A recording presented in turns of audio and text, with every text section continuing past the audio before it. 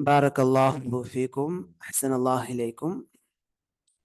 இன்றைய வகுப்பின் இரண்டாவது பாடம் நுசூசும் மினல் ஹதீத்தின் நபவிய் ஷரீஃப் என்ற பாட நூலிலிருந்து மூன்றாவது ஹதீத்தில் இடம்பெறக்கூடிய இதாஹாத்துன் நஹ்வியத்துன் இலக்கண தெளிவுகள் என்ற துணை பாடமாகும். இந்த இலக்கண தெளிவுகளில் கடந்த வகுப்புகளில் இது மூன்றாவது தொடர், இலக்கண தெளிவினுடைய மூன்றாவது தொடர். இப்போ இந்த இலக்கண தெளிவில் போன வகுப்புல நாம இஸ்மு தஃதீல் சிறப்புப்படுத்தி சொல்லும் பெயர் சொல்லிற்கான 3 நிலைகளை தெரிந்து கொண்டோம். பாரக்கல்லாஹு ஃபீக்கும். அதே போல இப்ன் என்ற வார்த்தையில் இடம்பெறக்கூடிய அந்த ஹம்சா தொடர்பான சட்டத்தையும் போன வகுப்பில் நாம் தெரிந்து கொண்டோம். அதை தொடர்ந்து 8வது இலக்கண தெளிவு ஈதூனி. ஈதூனி ஈதி என்பது அல் அம்ரு மின் அதா யத்தி. அதா யத்தி உடைய கட்டளை வாக்கியமாகும். ஃபிஅலுல் அம்ரி. அஸ்லுஹு இதனுடைய அசல் எப்படி இருக்குன்னு சொன்னா யத்தின்னு இருக்கும். மிஸ்லு உதாரணமாக இம்ஷி நட என்பதை போல. இப்ப இங்க ஈத்தில உப்திலத் அல் ஹம்சத்து சானியத்து, இந்த இரண்டாவது ஹம்சா, இந்த இத்தில இருக்கக்கூடிய இந்த இரண்டாவது ஹம்சா யா அன் யாவாக மாற்றப்பட்டுள்ளது.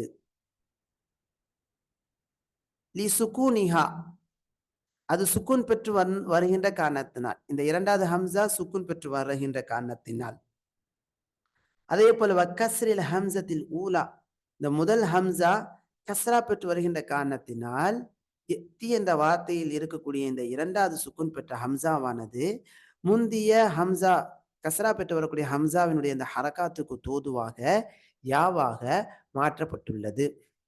வல் மஅரூஃப் அறியப்பட்ட செய்தி அன்னஹு இதா இஜ்தமஅ ஃபீ கலிமத்தின் ஒரு வார்த்தையில் 2 ஹம்சாக்கள் ஒன்று சேர்மையானால் ஊலாஹுமா அந்த இரண்டில் முதலாவது முத்தஹர்ரிகத்துன் முதலாவது வரக்கூடிய இந்த ஹம்சா ஹரக்கத் செய்யப்பட்டதாகவும் வல் உஹ்ரா மற்றொரு ஹம்சா சாக்கினத்துன் சுக்குன் பெற்றதாக இருக்குமையானால் வஜப இப்தாலு சானியத்தி இரண்டாவது ஹம்சாவை மாற்றுவது வாஜிபாகும். மத்தன் மத்தாக மத்துடைய எழுத்தாக மாற்றிடணும். துஜானிசு ஹரக்கத்தல் ஊலா முதலாவது எழுத்தினுடைய ஹரக்காத்திற்கு தோதுவாக, அந்த ஹரக்கத்தினுடைய அந்த இனத்திற்கு தோதுவாக. இப்ப முந்திய ஹம்சாவினுடைய ஹரக்கா கஸ்ராவா இருந்தா இங்க யாவாக மாற்ற வேண்டும். தம்மாவாக இருந்தால் வாவாக மாற்ற வேண்டும். ஃபத்ஹாவாக இருந்தால் அலிஃபாக அலிஃபுல் மத்தாக மாற்ற வேண்டும். உதாரணமாக இங்க பாருங்க, அக்குலு அக்கல யக்குலுல அக்குலு நான் சாப்பிடுகிறேன் என்று சொல்லும்போது ஆக்குலு நான் சாப்பிடுகிறேன் என்று இரண்டாவது ஹம்சாவை முதல் ஹம்சாவினுடைய ஃபத்ஹாவுக்கு தோதுவாக அலிஃபுல் மத்தாவாக மாற்ற வேண்டும். ஆக்குலு. அதே போல உக்மினு என்ற வார்த்தையில் இடம்பெறக்கூடிய இரண்டாவது ஹம்சா அதற்கு முன்னால் வரக்கூடிய ஹம்சா தம்மா பெற்று வரனால ஊமினு என்று வாவாக மாற்றப்படும். இமானுன் இமான் என்ற வார்த்தையில் இடம்பெறக்கூடிய இரண்டாவது ஹம்சா சுக்குன் பெற்று வருகின்ற காரணத்தினால் அதற்கு முன்னால் வரக்கூடிய முதல் ஹம்சா கஸ்ரா பெற்று வருகின்ற காரணத்தினால் இரண்டாவது சுக்குன் பெற்று வரக்கூடிய ஹம்சா முந்திய ஹம்சாவினுடைய ஹரக்காத்திற்கு தோதுவாக கஸ்ராவிற்கு தோதுவாக யாவாக இங்க மாற்றப்படுது. ஈமானுன் ஈமானுன் என்பதை போல. சரிங்களா? இப்ப இதற்கு உதாரணமாக குர்ஆன்ல நீங்க பார்த்தீங்க சொன்னா, குர்ஆன்ல சூரா அஹ்காஃப், அஹ்காஃப்ல 4வது வசனம், 4வது வசனத்துல இந்த இடத்துல வரக்கூடிய ஈதூனி இந்த வார்த்தையை நாம இங்கிருந்து ஆரம்பிக்கும் போது அம்லஹும் ஷிருக்கும் ஃபிஸ் ஸமாவாத் அப்படின்னு நிறுத்திட்டு இந்த வார்த்தையை நம்ம துவங்கும் போது ஈதூனி பி கிதாபின் மின் கப்லி ஹாதா என்று வாசிக்க வேண்டும். புரியுதுங்களா? சூரத்துல் அஹ்காஃபில் இடம்பெறக்கூடிய 4வது வசனத்தில் இடம்பெறும் இந்த வார்த்தையை எவ்வாறு வாசிக்க வேண்டும்? ஈ தூனி மத்து பதல் என்று சொல்லப்படும். மத்து பதில் என்று சொல்லப்படும். இந்த ஹம்சாவை எவ்வாறு மாற்ற வேண்டும்? யாவாக மாற்றி ஈ தூனி என்று ஓத வேண்டும். சரிங்களா? சரி, பாரக்கல்லாஹு ஃபீக்கும்.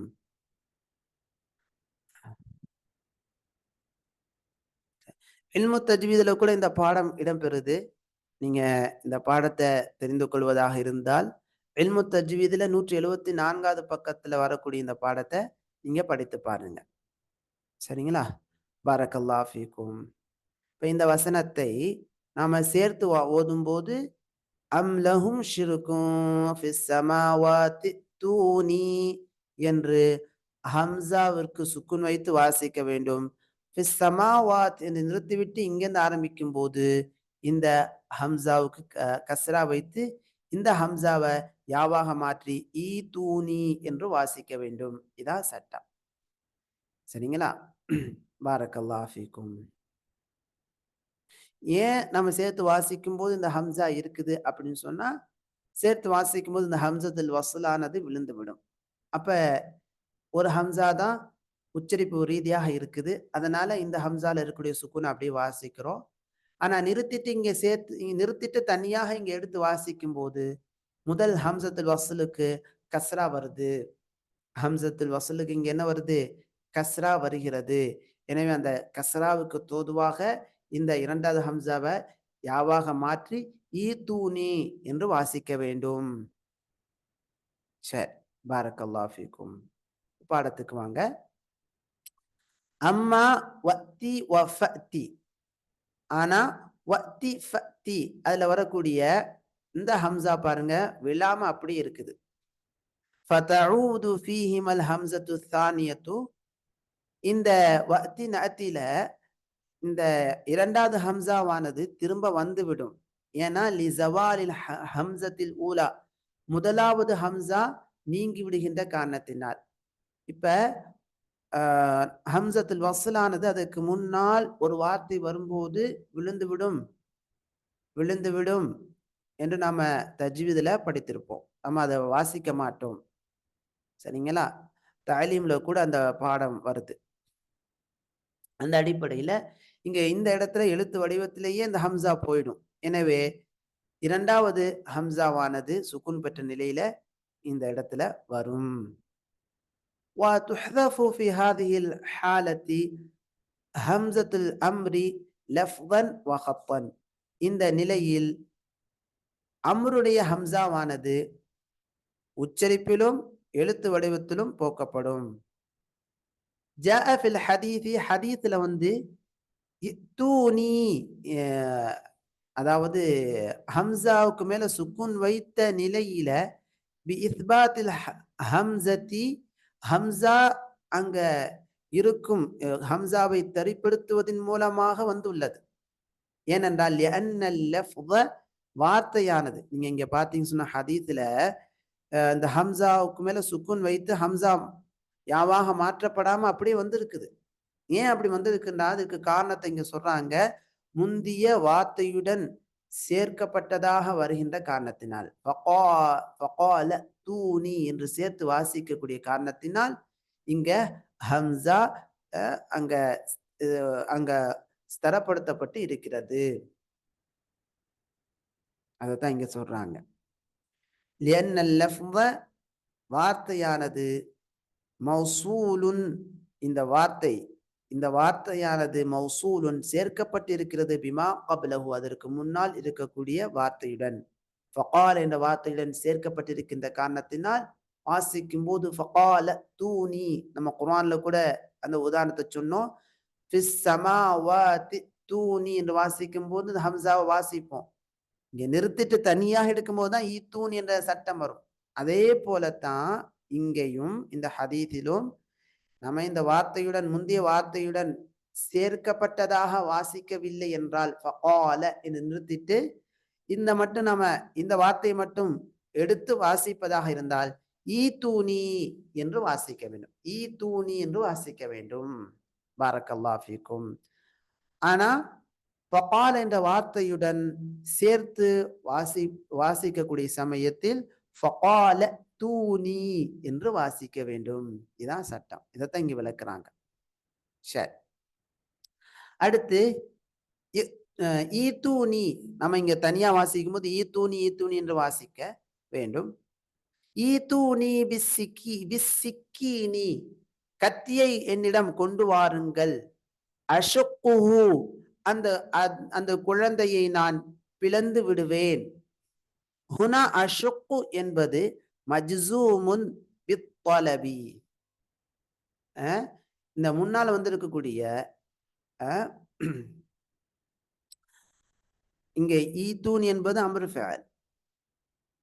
இந்த அம்ரு ஃபஅலுக்கு தலப், அதாவது அஷுக்குஹு, அந்த குழந்தையை நான் பிளந்து விடுவேன் என்று வேண்டுவதற்காக ஒரு அம்ரு ஃபஅலுக்கு ஜவாபாக நீ கத்தியை கொண்டு வாங்க, அதனால் நான் இதுதான் செய்ய போறேன் என்று சொல்லக்கூடிய இந்த இடத்தில் வருகின்ற காரணத்தினால் இந்த அம்ரு ஃபஅலின் மூலமாக அம்ரு ஃபஅலுக்கு அதுக்கு காரணமாக அதுக்கு ஜவாபாக வருகின்ற காரணத்தினால் அஷுக்கு என்பது மஜ்சூமுன், ஜஸ்முடைய ஜஸ்மு செய்யப்பட்டதாக வந்துள்ளது.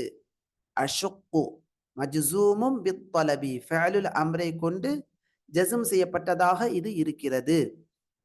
யுஜ்ஸமுல் ஃபஅலுல் முதாரிஉ, முதாரியான ஃபஅல் ஜஸ்ம் செய்யப்படும். இது ஒரு சட்டம். இதா வகஅ ஜவாபன் லித்தலபி, அம்ரு ஃபஅல் தலப்னு சொன்னா ஃபஅலுல் அம்ருன்னு விளங்கிக் கொள்ளுங்க. ஃபஅலுல் அம்ருக்கு ஜவாபாக முதாரியான ஃபஅல் வறுமையானால் அந்த முதாரியான ஃபஅல் ஜஸ்ம் செய்யப்படும். நஹ்வு, உதாரணமாக தஆல், இங்கே வா, தஆல் வா, நஜ்லிஸ் ஹுனா, இங்கே நாம் உட்காருவோம். இப்ப தஆல் வா என்பது ஃபஅலுல் அம்ர். இந்த ஃபஅலுல் அம்ருடைய ஜவாப், அதனுடைய எதற்காக இங்கே வா என்ற அந்த அவர் கூப்பிடுகிறார், நஜ்லிஸ் ஹுனா, இங்கே நாம் உட்காருவோம். இப்ப தஆல் என்ற தலபுக்கு ஜவாபாக நஜ்லிஸ் என்ற வார்த்தை வருகிறது. எனவே இந்த ஃபஅலுல் அம்ருக்கான ஜவாபாக வரக்கூடிய நஜ்லிஸ் என்ற வார்த்தை ஃபஅலுல் அம்ரின் காரணமாக இங்க ஜஸ்ம் செய்யப்படும். அதனுடைய அலாமத்துல் ஜஸ்மி அஸ்ஸுகூனு, சுகூன் இந்த சீன் மேல தெளிவாக வெளிப்பட்டுள்ளது. நஜ்லிஸ் ஹுனா, இங்கே நாம் உட்காருவோம். வமின்ஹு கௌலுஹு தஆலா, அதே போல அல்லாஹ்வுடைய வார்த்தையிலிருந்து அதற்கான உதாரணம் உதுஊனி, என்னிடத்தில் நீங்கள் துஆ செய்யுங்கள், என்னை நீங்கள் அழையுங்கள், என்னிடம் பிரார்த்தனை செய்யுங்கள். அஸ்தஜிப் லக்கும், உங்களுக்கு நான் பதிலளிப்பேன். அஸ்தஜிப், அஸ்தஜிப். இப்ப அஸ்தஜிப் என்பது உதுஉ என்ற ஃபஅலுல் அம்ருக்கு ஜவாபா வருகின்ற காரணத்தினால் இந்த பாவுக்கு ஜஸ்ம் செய்யப்பட்டு ஜஸ்மினுடைய அடையாளமாக பாவுக்கு மேல சுக்குன் வந்துள்ளது. அஸ்தஜிப் லக்கும். சரி, இங்க அலாமத்துல் ஜஸ்மி ஃபி அஷுக்கு என்ற வார்த்தையில ஜஸ்முடைய அடையாளம் என்னன்னு சொன்னா சுக்கூன். அந்த சுக்கூன் வந்து முகத்தருன், தக்தீர்ல நிர்ணயத்துல செய்யப்பட்டுள்ளது. இங்க வெளிப்படையாக அது வரல, இங்க பம்மா தான் வந்துள்ளது. சரி, அடுத்து அல் உக்ரா என்பது ஹாதா இஸ்மும் மக்சூருன், இது மக்சூரான இஸ்மாகும். மக்சூர் அப்படின்னு சொன்னா அல் இஸ்முல் மக்சூரு, மக்சூரான இஸ்முண்டா என்ன அப்படின்னா ஹுவ அல் இஸ்முல் முஅரபு, அது முஅரபான இஸ்மு தான். கடைசியில வந்து இஅராபுடைய வெளிப்பாடு ஏற்படக்கூடிய முஅரபான இஸ்மு தான். ஆனா அல்லதி ஆகிருஹு அலிஃபுன் லாசிமுன், அதன் கடைசியில லாசிமான நீங்காத ஒரு அலிஃப் எப்போதுமே இருக்கும். எனவே வதுகத்தரு ஃபீஹி ஹரகாத்துல் இஅராபி ஸலாஸு, இஅராபுடைய 3 ஹரகாத்துகளும் அதிலே துகத்தரு நிர்ணயமாக செய்யப்படும். ஆனா அது வெளிப்படாது. அலாமத்துல் ரஃபி அத்தம்மத்து, அலாமத்துல் கஸ்ரி, அலாமத்துல் ஜர்ரி அல் கஸ்ரத்து, அலாமத்துல் நஸ்பி அல் ஃபத்ஹத்து என்ற இந்த அலாமாத்துகள்லாம் இங்க வராது. ஏன்னா இது இஸ்முன் மக்சூருன், மக்சூரான இஸ்மு. கமா ஃபில் முஸ்தஷ்ஃபா, மருத்துவமனை என்ற வார்த்தையில் இடம்பெற்றுள்ள இந்த அலிஃபை போல ஃபில் அம்சிலத்தில் ஆத்தியத்தி வரக்கூடிய உதாரணங்களிலே பாருங்க. அல் முஸ்தஷ்ஃபா கபீருன், இந்த மருத்துவமனை பெரியதாக இருக்கிறது. இப்ப அல் முஸ்தஷ்ஃபா என்பது முபத்ததவுன் மர்ஃபூன். ஏன்னா நம்ம ஏற்கனவே துருசு லுகத்துல் அரபியால படிச்சிருக்கிறோம். அல் முபத்தத வல் கபரு மர்ஃபூஆனி, முபத்ததா கபரு மர்ஃபூஆ வரும், ஃபாயில் மர்ஃபூஆ வரும். அதே போல இன் கபரு இன்ன மர்ஃபூஆ வரும், இஸ்மு கான மர்ஃபூஆ வரும் என்ற இந்த மாதிரியான சட்டங்களை எல்லாம் அப்படி மனப்பாடமாக்கி வச்சிருக்கணும். சரி. அல் முஸ்தஷ்ஃபா கபீருன், முஸ்தஷ்ஃபா என்பது மர்ஃபூஆக வந்திருக்குது, முபத்ததா மர்ஃபூஉன். வஅலாமத்து ரஃப்இஹி தம்மத்துன் முகத்தரத்துன். அலாமா ரஃபுடைய அலாமாவான தம்மா இங்க வெளிப்படல, முகத்தராக நிர்ணயம் நிர்ணயம் செய்யப்பட்டிருக்கிறது, முகத்தராக இருக்குது, இங்க வெளிப்படாது. அதே போல பாருங்க, ஜாரல் வசீருல் முஸ்தஷ்ஃபா, மந்திரி மருத்துவமனையை வந்து பார்த்தார், விசிட் பண்ணினார், மருத்துவமனையை பார்த்தார், பார்வையிட்டார். இப்ப ஜார فعل، الوزير فاعل، المستشفى என்பது مفعول به منصوب، وعلامة نصبه فتحة مقدرة. நசபுடைய அடையாளம் நிர்ணயம் செய்யப்பட்டுள்ள ஃபத்ஹாவாகும். அந்த ஃபத்ஹா இங்க வெளியில வராது.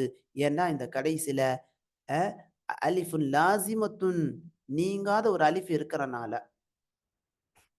அதே போல ஜருடைய இடத்துல பாருங்க, அலாமத்துல் ஜரி அல் கஸ்ரத் முகத்தரா இருக்குது, இங்க வெளிப்படல. ஹரஜல் மரீது மினல் முஸ்தஷ்ஃபா, மருத்துவமனையிலிருந்து நோயாளி வெளியேறினார்.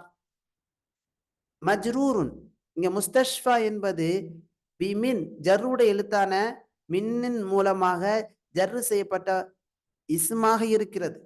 அலாமத்து ஜர்ரிஹி, ஜர்ருடைய அடையாளம் கஸ்ரத்துன் முகத்தரத்துன், நிர்ணயம் செய்யப்பட்டுள்ள கஸ்ராவாகும். அந்த கஸ்ரா இங்க வெளியில வராது. சரி, பாரக்கல்லாஹு ஃபீக்கும். இந்த இலக்கண தெளிவுகள் மிக முக்கியமான ஒரு நினைவூட்டலாகும், நல்ல ஒரு விஷயம். ஏன்னா நம்ம தனித்தனியா படிக்கிறதை விட ஒரு ஹதீஸோட தொடர்பு படுத்தி படிக்கக்கூடிய இந்த செய்தி என்பது ரொம்ப பயனுள்ளது. இன்ஷா அல்லாஹ் இதுவரைக்கும் 3 இலக்கண தெளிவுகளின் தொடர்களை இந்த பாடத்துல பார்த்துருக்கிறோம். இன்ஷா அல்லாஹ் திரும்ப திரும்ப படிச்சு பாருங்க, இதை எழுதி பாருங்க, நல்ல மனசுல பதிய வரும். இன்ஷா அல்லாஹ் அடுத்த வாரம் தமாரின் படிப்போம். தமாரின் முடித்த பிறகு நல்ல ஒரு ஹதீஸ் வருது. அஅதி குல்ல தி ஹக்கின் ஹக்கஹு, அதாவது ஒவ்வொன்றுக்கும் அதற்கான ஹக்கை கொடுத்து விடு என்ற ஹதீஸ்.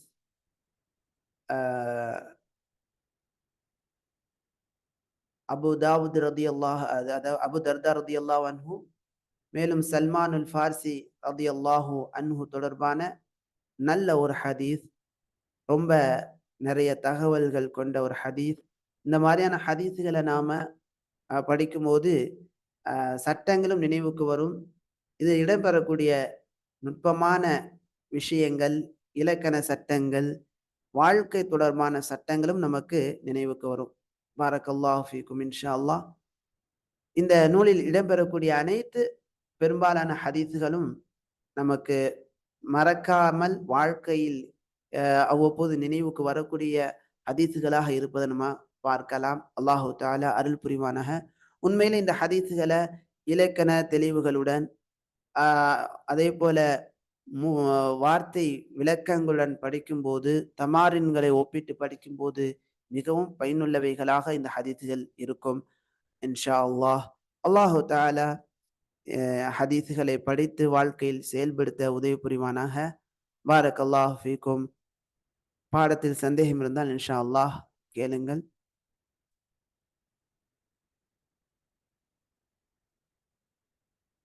பாடத்தில் சந்தேகம் இருந்தால் கேளுங்கள். பாரக்கல்லாஹு ஃபீக்கும்.